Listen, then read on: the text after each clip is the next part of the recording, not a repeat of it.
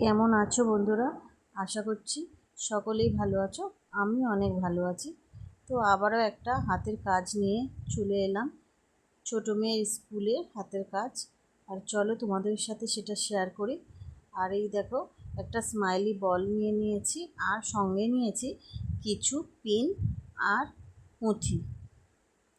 তো এটা দিয়েই হবে সেই পেপার ওয়েট বলটা, যেটা দেখতে দুর্দান্ত হয়েছিল।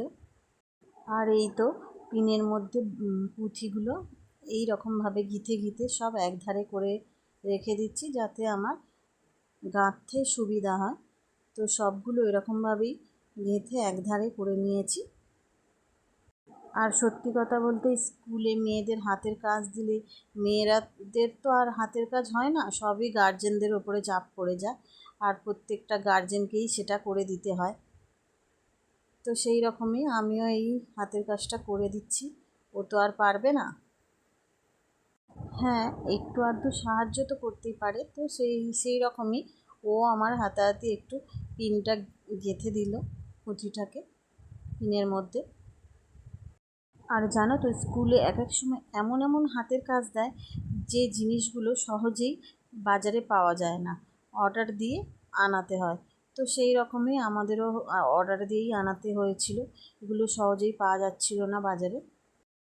আর এই দেখো, পুঁথিগুলো ঠিক এরকমভাবে গেঁথে রেখে দিচ্ছি একধারে।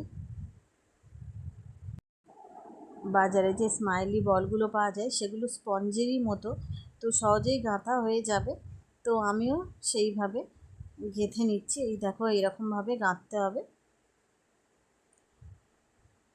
তো এইভাবে গাঁথার পর দেখা গেল যে অনেক পুঁথি কম পড়ছে, পিনটা হয়ে যাচ্ছে, তো পুঁথিটা অনেকটাই কম পড়ে যাচ্ছে। তো কালকে মানে পরের দিনেই পরীক্ষা ছিল, তো কী আর করা যায়।